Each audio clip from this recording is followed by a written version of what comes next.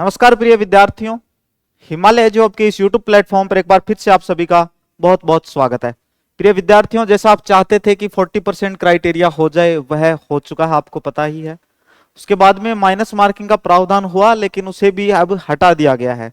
तो उसे हटाने के बाद मुझे पता है कि आप लोग अभी बहुत ज्यादा ही खुश महसूस कर रहे हो। आज के इस वीडियो में मैं आपको बताने वाला हूं कि अंतिम इन 25 दिनों के अंदर आप किस तरह से अपनी तैयारी करें कि आप 40% का क्राइटेरिया तो आराम से क्लियर कर जाओ और भी आप बहुत ही अच्छा स्कोर कर सको, ताकि आपके अंदर एक अपने आप से ही एक कॉन्फिडेंस आ जाए कि अब तो सीईटी ग्रेजुएशन के अंदर जो भी भर्ती परीक्षाएं होंगी उनमें हम बैठेंगे और बैठते उनको हम आराम से फाइट कर लेंगे। ऐसी चीजें मैं आपको मुख्य मुख्य चीजें आज बताने वाला हूं। तो अगर आप थोड़ा सा समझें बातों को तो आपको पता लगेगा कि जो हमारी ग्रेजुएशन की एग्जाम अभी होगी वो इतनी आसान तो नहीं होगी कि 40% मार्क्स आसानी से आ जाएं। तो अब ये 40% मार्क्स हमें लेके कैसे आए, क्या तरीका है? आ सकते हैं 80% मार्क्स आ सकते हैं और बच्चे लेके भी आएंगे, क्योंकि वो एक रणनीति तैयार करते हैं और उसके अकॉर्डिंग अपनी पढ़ाई करते हैं और इसकी वजह से वो आराम से बहुत ही अच्छा स्कोर करते हैं। एक एक चीज को आप बड़ी ही बारीकी से समझेंगे, क्या पढ़ना है, क्या नहीं पढ़ना, कैसे पढ़ना है, सारी चीजें मैं आपको इस वीडियो के माध्यम से बताने वाला हूं। सभी वीडियो को लाइक कर देंगे और वीडियो को एक बार सभी शेयर जरूर कर देंगे।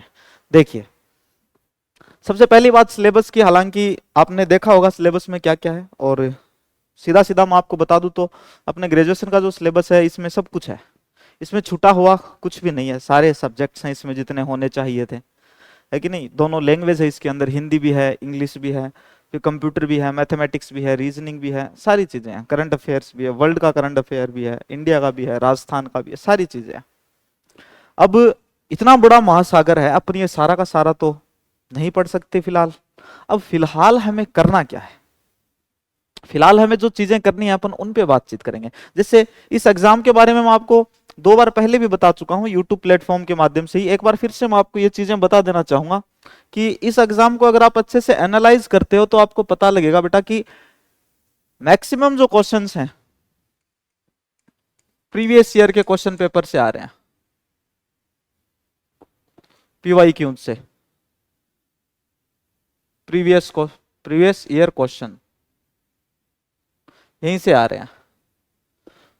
तो अगर आपने प्रीवियस ईयर के क्वेश्चंस अभी तक सोल्व नहीं किए तो आप बहुत बड़ी भूल कर रहे हो, सच में बहुत बड़ी भूल कर रहे हो। चाहे 40% की जगह चाहे 30% भी करवा लो, नहीं निकलेगा सीईटी।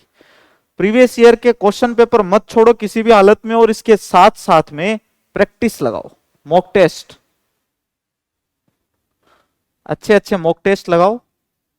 मॉक टेस्ट लगाओ, इसको टेस्ट सीरीज भी बोल सकते हैं अपन, टेस्ट सीरीज लगाओ।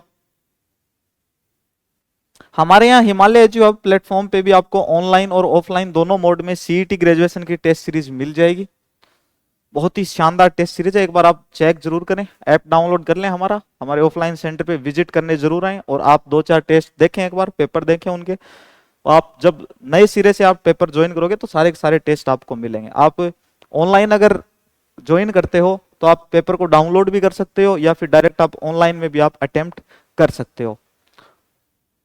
चलिए हम आगे देखेंगे। फीस की अगर मैं बातचीत करूं तो देखो, टेस्ट सीरीज की फीस तो ऑनलाइन है 199 रुपए, और कोर्स जो है सीईटी का, इस कोर्स की फीस है फिलहाल 299 रुपए। आप ऐप जरूर डाउनलोड कर लें। जहां तक मुझे पता है कि 1 या 2 दिन के अंदर कोई ना कोई एक ऐसा ऑफर आने वाला है कि मुझे लगता है कि 250 या 300 के आसपास, या may be it may be 200, तो दोनों चीजें आपको उसमें मिल सकती हैं, टेस्ट सीरीज भी और कोर्स भी। इसलिए आप ऐप को अभी तुरंत डाउनलोड जरूर कर लें, ताकि जैसे ही ऑफर आएगा आपके पास में ऐप के ऊपर नोटिफिकेशन जरूर आ जाए, है ना। चलिए, तो ये तो बात थी प्रीवियस ईयर क्वेश्चन पेपर की और मॉक टेस्ट और टेस्ट सीरीज की। क्वेश्चन पेपर अगर आपने अच्छे से लगा लिए, मॉक टेस्ट अगर आप दे रहे हो, टेस्ट सीरीज अगर आपने ज्वाइन कर रखी है, फिर घबराने वाली कोई बात नहीं है। और ये चीजें लेकिन आपको कंटिन्यू रखनी है अब अपनी एग्जाम तक। 19-20 तारीख तक आप इनको कंटिन्यू रखो, 19-20 सितंबर तक, 19-20 सितंबर तक आप इन चीजों को एकदम से बराबर जारी रखोगे। अब अपन थोड़ा सा सिलेबस के कुछ कुछ पॉइंट्स उठाएंगे। जैसे कि हर बार चाहे राजस्थान की कोई भी कॉम्पिटिटिव एग्जाम हो, यहां से तो भाई क्वेश्चन पूछेंगे ही पूछेंगे, यहां से तो क्वेश्चन पूछा ही जाता है। ये तो हमारी परंपरा है, हमारी संस्कृति है, यहां से हम पूछेंगे।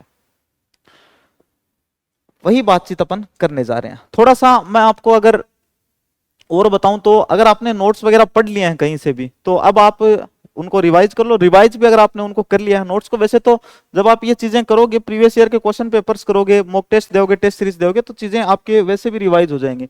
बट आप अगर चाहते हो कि मैं कुछ और अच्छा स्कोर करूं, कुछ एक्स्ट्रा ऑर्डिनरी करूं, तो मैं आपको बता दूं, अपने जो राजस्थान अध्ययन वाली किताबें आती हैं, सिलेबस उठा के रखो एक साइड में, सिलेबस में पॉइंट्स देखो, उस बुक के अंदर वो पॉइंट्स ढूंढो कि हाँ ये टॉपिक है, ये टॉपिक है बुक के अंदर, और फिर वो टॉपिक एक बार आप पढ़ लो वहां से। वहां चीजें बहुत शानदार शानदार दी हुई है।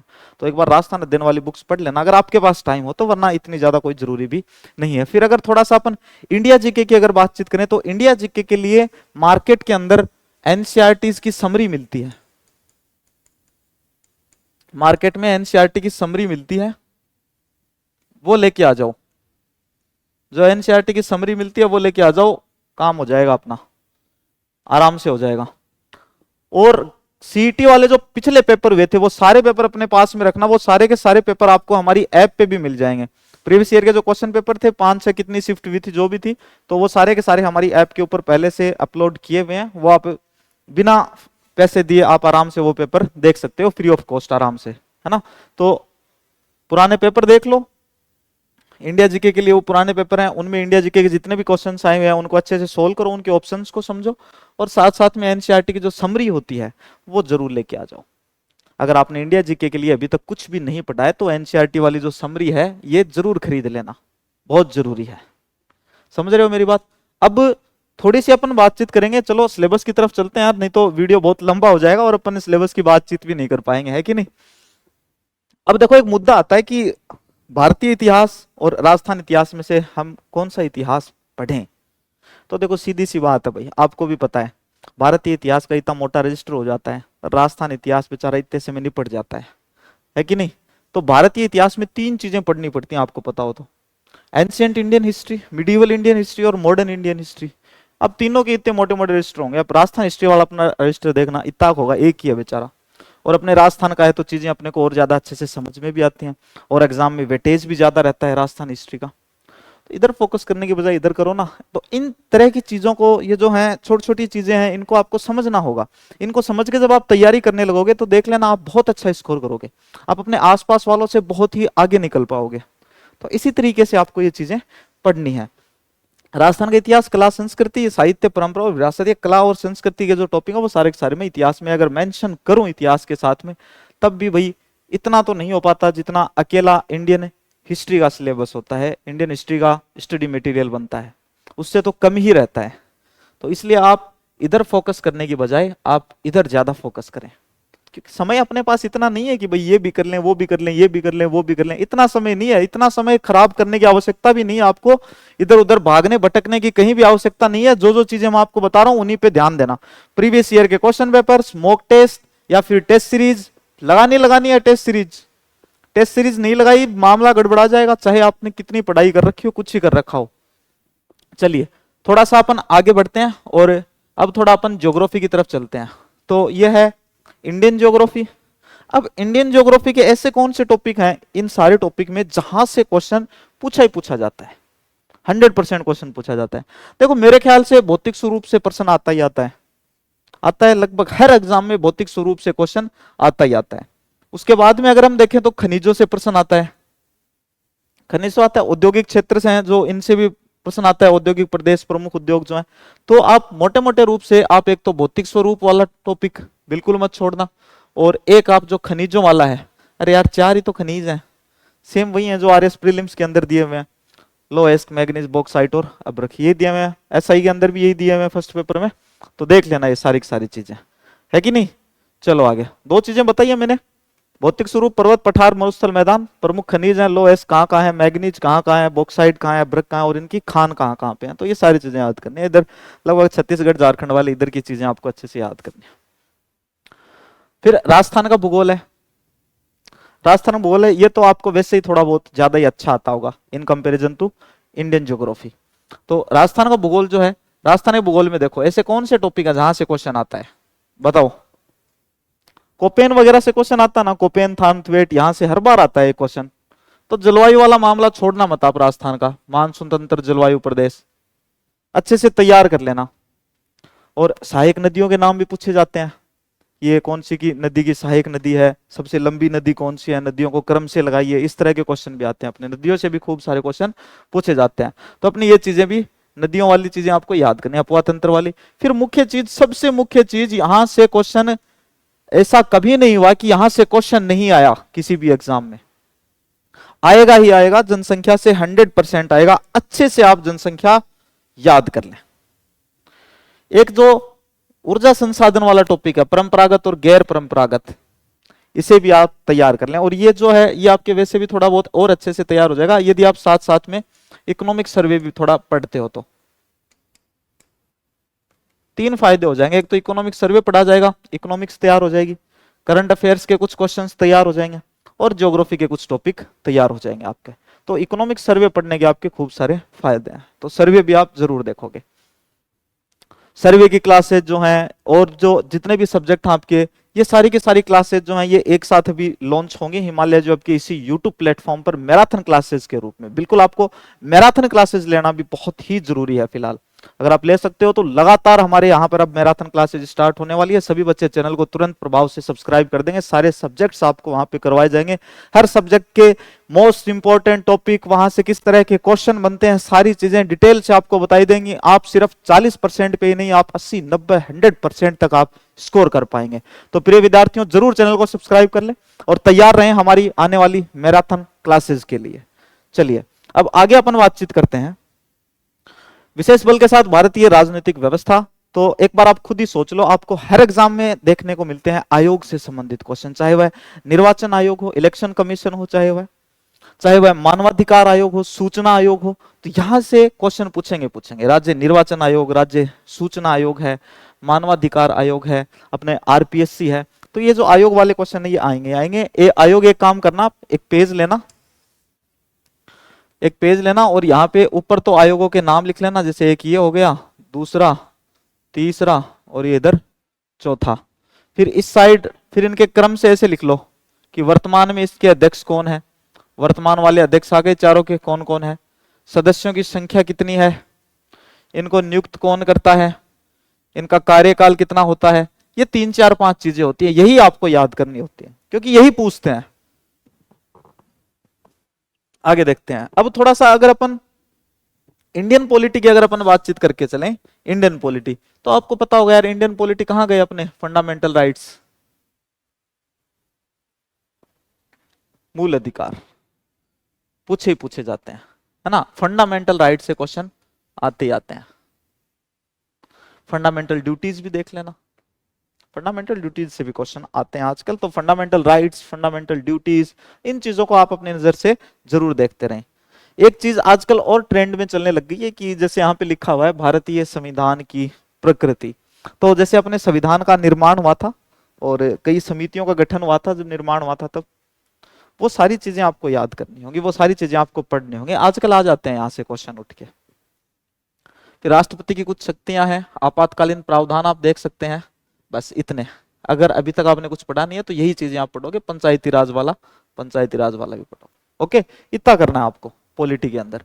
फिर अपन इकोनॉमिक्स में आते हैं। तो इकोनॉमिक्स के लिए तो आपको देखो, हमारे यहाँ क्लासेस लगी थी सारी की सारी यूट्यूब के ऊपर। सर ने इकोनॉमिक्स, बहुत ही शानदार इकोनॉमिक्स पढ़ाई थी। जो टर्म्स थी सारी की सारी टर्म्स बच्चों को बताई गई हैं। तो इकोनॉमिक्स की अगर मैं बातचीत करूं आपके सामने, तो सबसे जरूरी चीज देखो, इको के अंदर होती है टर्म्स। अगर आप इको की टर्म्स सीख जाते हैं अच्छे से, अगर आपको पता लग गया कि मुद्रास्फीति क्या है, मुद्रास्फीति क्या है, ये चीजें अगर आपको पता लग गई तो कोई दिक्कत नहीं है। रेपो रेट क्या है, रिवर्स रेपो रेट क्या है, फिर कोई समस्या नहीं है आपको, फिर आप पढ़ लोगे।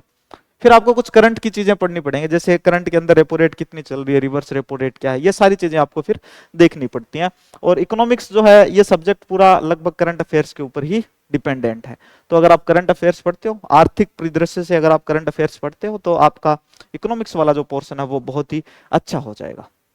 वैसे मैं आपको अगर बताऊं इकोनॉमिक्स के लिए, तो अपने जो करंट अफेयर्स का आप मैटर पढ़ो जो भी, उसके अंदर आर्थिक परिदृश्य का पेज आता है। चाहे आप कोई भी बुकलेट लेके आना, मैं आपको प्रेफर करूंगा या तो आप मुमल से पढ़े या फिर आप क्रोनोलॉजी से पढ़ें। मूमल या फिर क्रोनोलॉजी। हालांकि दोनों ही चीजें पढ़ पाना काफी मुश्किल है, और हर एक विद्यार्थी जैसे ही महीने के स्टार्टिंग में क्रोनोलॉजी आती है मार्केट में, वो फटाफट से पहुंच जाता है कि मैं पढूं या ना पढूं, मेरे पास कलेक्शन फुल होना चाहिए क्रोनोलॉजी का, है ना। मुझे बता दे क्रोनोलॉजी आज इतनी आसान है नहीं क्रोनोलॉजी पढ़ना। और जल्दी लेकिन आपके लिए करंट अफेयर्स की भी क्लासेस लेके आएंगे, एमसीक्यू बेस्ड मैराथन क्लासेस लेके आएंगे करंट अफेयर्स की, तो आप वहां से करंट अफेयर्स अपने जरूर तैयार कर लेना। फास्ट रिवीजन हो जाएगा आपका मैराथन क्लासेस से, इसलिए मैराथन क्लासेस आपके लिए बहुत जरूरी है। चलिए अब आगे अपन कुछ टॉपिक, कुछ सब्जेक्ट्स जो हैं वो और देख लेते हैं। राजस्थान की अर्थव्यवस्था तो बता दिया मैंने आपको, इकोनॉमिक सर्वे पढ़ना ही पढ़ना है सर्वे। फिर है विज्ञान एवं प्रौद्योगिकी, साइंस और टेक्नोलॉजी। तो साइंस एंड टेक्नोलॉजी के ज्यादा, साइंस एंड टेक्नोलॉजी अपन नहीं पढ़ेंगे, अपन थोड़ी थोड़ी चीजें देखेंगे साइंस एंड टेक्नोलॉजी के अंदर। देखो टेक्नोलॉजी के अंदर आप अंतरिक्ष प्रौद्योगिकी और उपग्रह देख लेना, फिर रक्षा प्रौद्योगिकी भी अगर आप देखो तो इसके अंदर आप करंट की चीजें देख लेना कि कौन सी चीजें इंडिया में इंपोर्ट में, एक्सपोर्ट में, इंपोर्ट एक्सपोर्ट देख लेना आप, है ना, डिफेंस के पर्सपेक्टिव से इंपोर्ट और एक्सपोर्ट जरूर देख लेंगे। फिर आप रक्त समूह देखेंगे, ब्लड ग्रुप आपको पढ़ना है, ब्लड ग्रुप से क्वेश्चन आते हैं भाई, है कि नहीं, ब्लड ग्रुप से क्वेश्चन आते हैं। ये जंतु पादपों का आर्थिक महत्व है बस। फिर इसके अलावा मैं आपको और कुछ ज्यादा बताने वाला हूं नहीं है, कि साबुन और अपमार्जक वाला टॉपिक और देख लेना आप अच्छे से, है ना। चलो आगे चलते हैं। सोप एंड डिटर्जेंट, साबुन और अपमार्जक, तार्किक विवेचन और मानसिक योग्यता, ये आपकी मैथ्स और रीजनिंग अच्छा स्कोर करवा देगी आपको। तो ये तो मैं आपको ऐसे कहूंगा नहीं कि आप इनमें से कोई टॉपिक छोड़ो, अगर आपकी मैथ्स के ऊपर पकड़ अच्छी है, आपको इंटरेस्ट है मैथ्स पढ़ने में, तो भाई मैथ्स आप प्रैक्टिस करते रहें, रोज करें मैथ्स की प्रैक्टिस, रोज करें, रीजनिंग की प्रैक्टिस भी आप रोज करें। आगे अपन हिंदी की बातचीत करेंगे, ये लैंग्वेज वाले सब्जेक्ट हैं। अब लैंग्वेज वाले सब्जेक्ट हैं, देखो संधि और संधि विच्छेद, अगर किसी के समझ में आ गए संधि और संधि विच्छेद तो उसके आ गए, अगर किसी के समझ में नहीं आ रहे, जिसने बहुत कोशिशें की, बहुत कोशिशें की तो उसका संधि का सवाल गलत हो ही जाएगा, कोई बात नहीं, माइनस मार्किंग तो अपने हट ही गई है। जितनी समझनी थी संधि आपने वो संधि समझ लिया। अब हिंदी और इंग्लिश में जो याद करने वाली चीजें हैं उन्हें आप ज्यादा से ज्यादा याद करोगे, और जो चीजें आपके क्लियर हैं, जो चीजें आपने पढ़ी हैं, जिन चीजों की आप प्रैक्टिस कर चुके हैं, उनके सिर्फ आप क्वेश्चन ही करोगे, और वो क्वेश्चन प्रीवियस ईयर के क्वेश्चन पेपर में भी आप कर रहे हो, और साथ साथ में मॉक टेस्ट दे रहे हो वहां भी कर रहे हो, तो आपको फिर अलग से और क्वेश्चन करने की जरूरत नहीं है, वहीं पे अपना काम हो जाएगा, कोई आवश्यकता नहीं है अपने को एक्स्ट्रा और इधर उधर भागने, क्योंकि और भी सब्जेक्ट है भाई, हमें वो भी तो देखने हैं, वो भी तो पढ़ने हैं। अब ऐसे एक आधे सब्जेक्ट में उलझ के रह जाएंगे तो फिर तो कोई मतलब नहीं, इसलिए मैं आपको किसी भी सब्जेक्ट से थोड़े थोड़े इंपॉर्टेंट चीजें मैं आपको बता रहा हूं। जैसे अगर मैं हिंदी की भी बातचीत करूंगा तो आप विलोम शब्द है, पर्यायवाची है, अनेकार्थक शब्द है, ऐसी चीजें पढ़ें, है कि नहीं, ऐसी चीजें, वाक्य शुद्धि वगैरह है, इस तरह की चीजें आप देखें, जरूर देखें, क्योंकि ये चीजें कंफ्यूजन क्रिएट करती हैं। शब्द शुद्धि है, वाक्य शुद्धि है, मुहावरे और लोकोक्तियां हैं, ये चीजें आप तैयार करें, यहां से आपके नंबर खूब अच्छे बढ़ेंगे, पक्का बढ़ेंगे। ये देखें, संधि में भी अगर आप कुछ देखना चाहते हैं तो संधि के सिर्फ अपवाद अपवाद देखें, सिर्फ अपवाद देखें। अगर आप एक दो बार संधि पढ़ चुके हैं, चीजें क्लियर है आपके, तो सिर्फ एक बार संधि के अपवाद आप जरूर देख लें। उसके बाद अपन बातचीत करेंगे इंग्लिश की। इंग्लिश में मैंने बता दिया आपको, पहले ही बता चुका हूं, आर्टिकल डिटर्मिनर्स, उसके अलावा थोड़ा प्रीपोजिशन देख लो, active voice, passive voice, direct speech, indirect speech, मतलब नरेशन और वॉइस, ये टॉपिक आप में से कोई भी बच्चा छोड़ेगा नहीं जिसने अभी तक नहीं पढ़ा है। नरेशन और वॉइस जिसने अभी तक नहीं पढ़ा है, मेरी बात मानो, एक बार पढ़ के देखो, उसकी प्रैक्टिस करके देखो, मजा आ जाएगा, सच में इतना कॉन्फिडेंस आएगा कि देव क्वेश्चन वॉइस से और नरेशन से हम तो गलत नहीं करेंगे। इसलिए ध्यान रखना, नरेशन और वॉइस, डायरेक्ट अर्थात direct indirect speech, active voice और पैसिव वॉइस, ये चीजें आपको बिल्कुल भी नहीं छोड़नी है। उसके बाद में सिनोनियम्स और एंटोनियम्स, जिन जो बच्चे मतलब इंग्लिश से घबराते हैं, जैसे अपने तो राजस्थान वाले कुछ ज्यादा ही घबराते हैं इंग्लिश से, है ना, सही बोल रहा हूं, तो एंटोनियम और सिनोनियम अपन हिंदी में याद कर सकते हैं, अच्छे से याद कर सकते हैं अपन हिंदी में, ये तो अपने से आज और कल हो, सही बात है।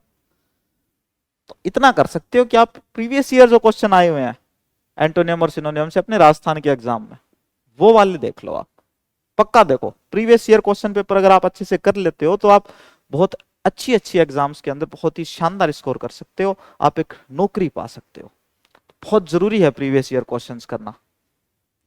चलो उसके बाद देखें थोड़ा, जैसे वन वर्ड सब्स्टिट्यूशन है, ईडियम एंड फ्रेजेज, ये चीजें देख लेना है ना। वॉइस और नरेशन बिल्कुल मत भूलना भाई, active voice, passive voice, direct speech और इनडायरेक्ट स्पीच। एग्जाम से पहले इनको रिवाइज भी जरूर करनी है। ये चीजें वहां पे जाने के बाद कंफ्यूजन क्रिएट करती हैं कि यार ये स्पीच वाली चीजें लगेंगी इसमें या फिर वॉइस वाली चीजें इसमें लगेंगी, मतलब नरेशन वाला बनता है या फिर एक्टिव पैसिव वॉइस वाला। इसके बाद देखो कंप्यूटर का ज्ञान, इसको कंप्यूटर के ज्ञान को देखें तो ये पिछली बार तो 5 नंबर क्या था, मतलब 5 एक सवाल थे इससे, कंप्यूटर के ज्ञान से 5 नंबर क्या 5 एक सवाल थे इससे, तो मतलब कितने नंबर का हो गया, 10 नंबर का हो गया। तो इतना का आया था कंप्यूटर का ज्ञान। फिर भी बेसिक नॉलेज तो देखो आपको होता ही है कंप्यूटर का, बट फिर भी आप एक एक दो दो फैक्ट कंप्यूटर के बारे में थोड़ा और देख सकते हैं, प्रैक्टिस कर सकते हैं, प्रीवियस ईयर के जो क्वेश्चन है अपने वो देख लेना है ना। फिर समसामयिक घटनाएं, ये आपकी क्लासेस स्टार्ट करेंगे और साथ साथ में आप जिन भी सोर्सेज से पढ़ रहे हो, फिलहाल आप जितने भी सोर्सेज से पढ़ रहे हो करंट अफेयर्स, उनको आप कंटिन्यू रखें, उनको आप जारी रखें। सबसे बड़ा सवाल एक यह आता है कि सर करंट अफेयर्स हम कितने दिन पुराना पढ़ें, तो देखो भाई जनवरी 2024 से तो पढ़ना स्टार्ट करो ही करो। जनवरी 2024 के आगे का करंट तो पढ़ो ही पढ़ो आप, तो इससे आगे का करंट अफेयर्स आपको पढ़ना ही पढ़ना है। तो ये थी अपनी भाई आज की स्ट्रेटेजी कि किस तरह से हम पढ़ें, कैसे हम पढ़ें, कौन कौन सी चीजें हम ना पढ़ें। देखो जैसे कंप्यूटर है, कंप्यूटर आप छोड़ भी सकते हो, नहीं पढ़ना हमें हमें नहीं आता समझ में, छोड़ो। मैथ हमारे आज तक समझ में हमें नहीं पढ़नी, छोड़ो मत पढ़ो, कोई जरूरत नहीं है। और सब्जेक्ट में बहुत सारे हैं, बहुत सारे क्वेश्चन और आ रहे हैं, वो पढ़ लो यार, वो रिवाइज कर लो, कोई दिक्कत ही नहीं है। तो इस तरह से आप कॉन्फिडेंट रहा करो एक तो, और जैसे एग्जाम पास में आती है घबराने की कोई आवश्यकता ही नहीं। और अब तो क्यों ही घबराओगे, अब तो आपकी माइनस मार्किंग भी हटा दिया, 40% तो क्राइटेरिया किया है। लेकिन अब मेरी बात को इतनी भी मतलब लाइटली मत लेना कि हाँ कह रहे हैं 40% ही क्राइटेरिया तो किया है तो फिर तो हम आराम से कर लेंगे, ना ना ना बाबू ना, ऐसे नहीं हो पाएगा है ना। इतना मतलब अपना बोर्ड है वो इतना बुद्धू नहीं है, बहुत ही तरीके से काम करना जानते हैं। वो भी नहीं चाहते कि किसी भी कॉम्पिटिटिव एग्जाम जो कि सीईटी के अंतर्गत होती है तो उसके अंदर बहुत सारे विद्यार्थी बैठे हैं, इसलिए वो पेपर कुछ इस तरह का ही डिजाइन करेंगे। तो जो चीजें मैंने आपको बताई इन पे आप फोकस करें। जल्दी ही आपके लिए मैराथन क्लासेस स्टार्ट कर दी जाएंगी, टेस्ट सीरीज जरूर ज्वाइन कर लें, हिमालय एजुकेशन अब का ऐप आप जरूर डाउनलोड कर लें। सिर्फ 299 के अंदर कंप्लीट आपको सीईटी का कोर्स मिलेगा और 199 रुपए के अंदर आपको शानदार सी सीईटी की टेस्ट सीरीज मिलेगी। बहुत ही शानदार टेस्ट सीरीज, ना कहीं कोई ऑप्शन गलत है ना कहीं कोई क्वेश्चन गलत है, आपको कोई भी गलती यहाँ पे नहीं मिलेगी टेस्ट सीरीज के अंदर। बहुत अच्छी टेस्ट सीरीज है, बहुत से विद्यार्थी हमारी टेस्ट सीरीज का फायदा उठा रहे हैं। एक बार आप टेस्ट सीरीज जरूर चेक करें, हमारी ऐप जरूर डाउनलोड करें। अगर ऐप डाउनलोड करने में, टेस्ट सीरीज बाई करने में, कोर्स बाई करने में आपको कोई भी प्रॉब्लम होती है तो इस वीडियो के डिस्क्रिप्शन के अंदर आपको फोन नंबर दिए जा रहे हैं, उन पे आप कॉल करें और अपनी प्रॉब्लम का समाधान पाएं, अपनी समस्या का समाधान पाएं। तो चलिए विद्यार्थियों, आज के लिए इतना ही काफी है। अगली वीडियो में अपन और खूब सारी बातें करेंगे, तब तक के लिए बाय, धन्यवाद।